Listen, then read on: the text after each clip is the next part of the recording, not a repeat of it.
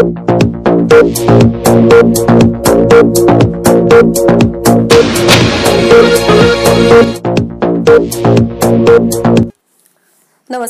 धनगर समाजाच्या आरक्षणाबाबत हायकोर्टमध्ये राज्यात ही धनगर जमात नसून धनगरच असे प्रतिज्ञापत्र राज्य सरकारने दिल्याबद्दल माननीय मुख्यमंत्री महोदय यांचे राज्यातील सर्व धनगर समाजाच्या वतीने आभार मानण्यात आले. गोपीचंद पडळकर यांची व साहेबांची चर्चा झाली. मुख्यमंत्री यांच्या अध्यक्षतेखाली 10 मंत्र्यांची उपसमिती गठीत केली असून 2 मार्च रोजी पहिली बैठक दुपारी 4 वाजता व त्या आदिवासींना असणाऱ्या सर्व कल्याणकारी योजना अध्यादेश 2 मार्च रोजी काढण्यात येणार आहेत. दिनांक 5 रोजी होणाऱ्या कॅबिनेट बैठकीत सोलापूर विद्यापीठाला अहिल्यादेवी होळकर यांचे नाव देण्याचा निर्णय होणार आहे. दिनांक 6 मार्च रोजी माननीय मंत्री विनोद तावडे व माननीय मंत्री राम शिंदे यांच्या हस्ते नामकरण सोहळा होणार आहे व हायकोर्टमधील तारखा लवकरात लवकर घेण्याबाबत चर्चा झाल्याचं वृत्त समजतंय. Bureau report.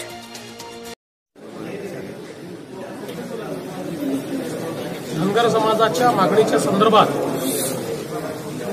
PISSचा रिपोर्ट असेल किंवा धनगर समाजाला ST मध्ये आरक्षण देण्याच्या संदर्भातली मागणी व इतर ज्या सगळ्या मागण्या होत्या या संदर्भात आमची शिष्टमंडळाशी झालेली चर्चा, आलेला जो मोर्चा होता त्यांच्याशी झालेली चर्चा आणि त्या अनुषंगाने जे काही निर्णय झाले होते त्यावर आम्ही कॅबिनेटची सब कमिटी तयार केली होती.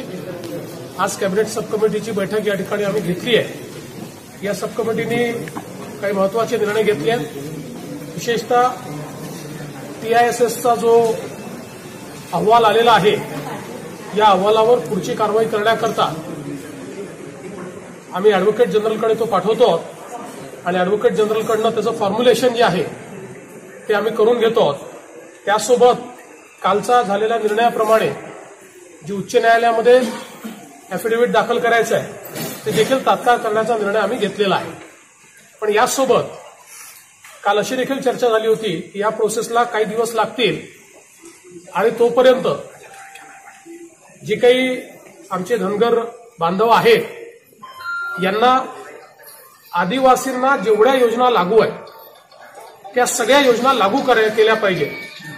तर आज मंत्रिमंडळाने तो निर्णय घेतलेला आहे आणि जेवढ्या योजना आदिवासी विकास विभागाच्या अंतर्गत आदिवासी बांधवांना लागू आहेत त्या सगळ्या योजना आता आम्ही धनगर समाजाला देखील लागू करतो आहोत आणि त्याला ऍडिशनल निधी हा सगळा आम्ही उपलब्ध करून देणार आहोत.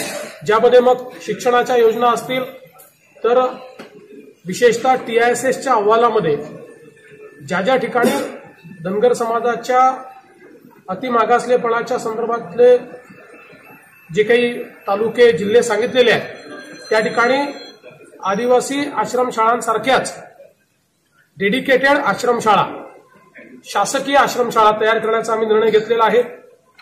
त्यासोबत पहिल्या टप्प्यामध्ये 6 विभाग स्तरावर शासनाचे धनगर समाजाकरता हॉस्टेल तयार करण्याचा आम्ही निर्णय घेतलेला आहे.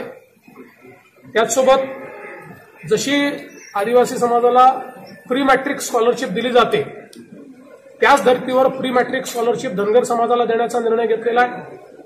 पोस्ट मॅट्रिक देखील त्याच प्रकारे आम्ही देण्याचा निर्णय घेतलाय.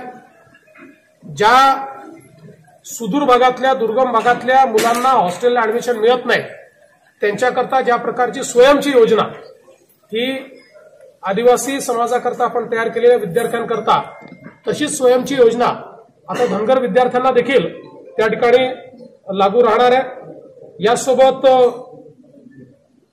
ज्या प्रकारे नामांकित शाळांमध्ये आपण जे अतिशय गरीब आणि दुर्गम भागात राहणारे मुलांना प्रवेश दिलाय तसं धनगर समाजाच्या देखील मुलांना नामांकित शाळांमध्ये प्रवेश देण्याच्या संदर्भात आपण निर्णय घेतोय.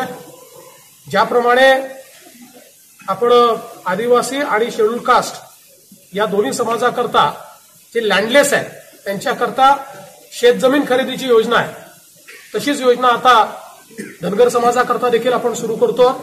ती योजना देखील त्यांना आपण त्या ठिकाणी लागू करणार आहोत. आणि त्यासोबत शेळी मेंढी महामंडळ जे आहे याचा स्कोप आता आम्ही वाढवतो आणि पुण्यश्लोक अहिल्यादेवी शेळी मेंढी महामंडळाच्या ऐवजी त्याला पुण्यश्लोक अहिल्यादेवी उद्योजकता विकास व शेळी मेंढी महामंडळ म्हटलं जाईल आणि त्यामध्ये उद्योजकता विकास, कौशल्य प्रशिक्षण आणि त्यासोबत त्याच्यामध्ये बिनव्याजी कर्जाच्या संदर्भातल्या योजना, स्वयंरोजगाराच्या या सगळ्या सुरू करण्याच्या संदर्भातला निर्णय आपण या ठिकाणी घेतलेला आहे. त्यासोबत ज्याप्रमाणे आपण आदिवासी आणि शेड्यूल कास्ट यांच्याकरता घरकुलाची स्वतंत्र योजना चालवतो, त्याचप्रमाणे स्वतंत्र योजना घरकुलाची ही धनगर समाजाकरता देखील चालवण्यात येणार आणि पहिल्या टप्प्यात 10,000 घरं त्यामध्ये बांधण्याचा निर्णय आम्ही त्या ठिकाणी घेतलेला आहे.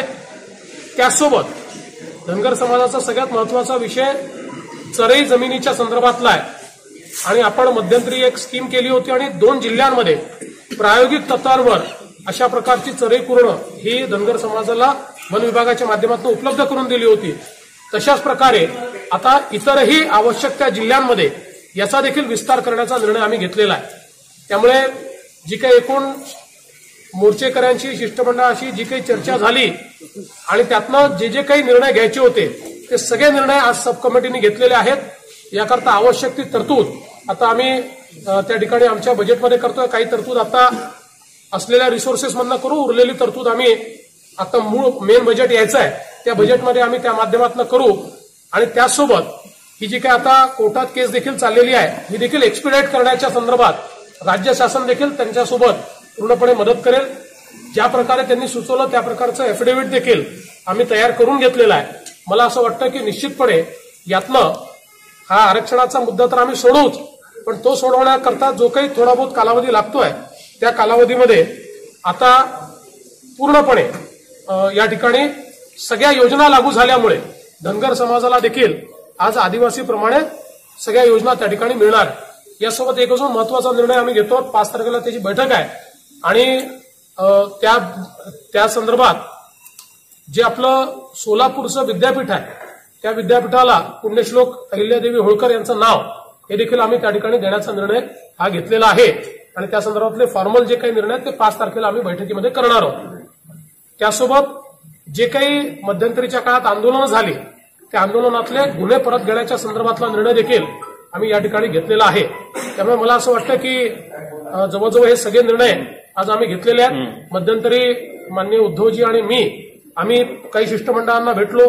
काल स्वतः चंद्रकांत दादा, राम शिंदे हे त्या ठिकाणी भेटायला गेले होते आणि काल ते आंदोलन संपलेलं आहे. जानकर साहेब या ठिकाणी आहेत. जानकर साहेबांनी देखील याच्यामध्ये मोठा पुढाकार घेतलाय. आदिवासी विकास मंत्री देखील आहेत आणि त्यामुळे हे सगळे निर्णय आज आम्ही या ठिकाणी एकनाथ शिंदेजी आहेत. आम्ही एकमताने हे सगळे निर्णय या ठिकाणी घेतले. कुठली अटी याच्यामध्ये आहेत? नाही, आता याच्यामध्ये धनगर समाजाला या लागू आहे, त्याच्यामुळे त्याला कुठल्या अटी शर्ती नाही. पण मग केंद्राकडे प्रस्ताव पाठवण्याची जी प्रक्रिया ते सांगितलं ना.